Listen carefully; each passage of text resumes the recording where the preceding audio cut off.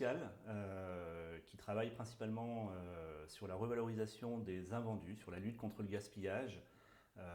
Notre baseline aujourd'hui, c'est objectif zéro déchet.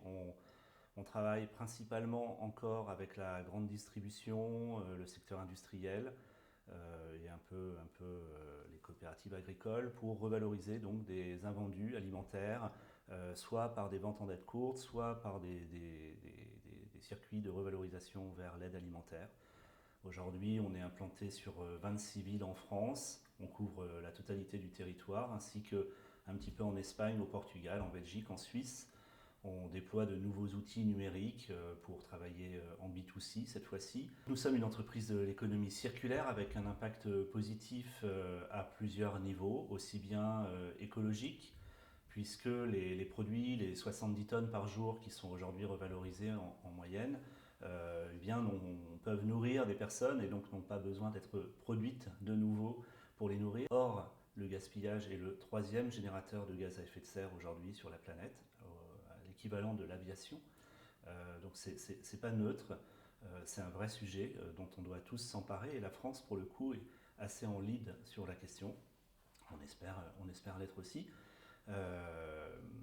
On a un impact social, j'espère aussi plutôt positif. On génère aujourd'hui près de 100 000 repas gratuits distribués donc à des associations d'aide alimentaire ou des consommateurs en direct. Et on a un impact économique positif également. Comme je vous le disais, on a créé 130 emplois sur les 4 dernières années. On a bénéficié de financements solidaires, en tout premier lieu ceux de Rennes Métropole et du département d'Ille-et-Vilaine, qui nous ont vraiment soutenus au balbutiement, ainsi que le crédit coopératif. Puis ensuite, dans un second temps, pour la phase d'amorçage et de développement, on a reçu l'appui de Bretagne Active, de Bretagne Capital Solidaire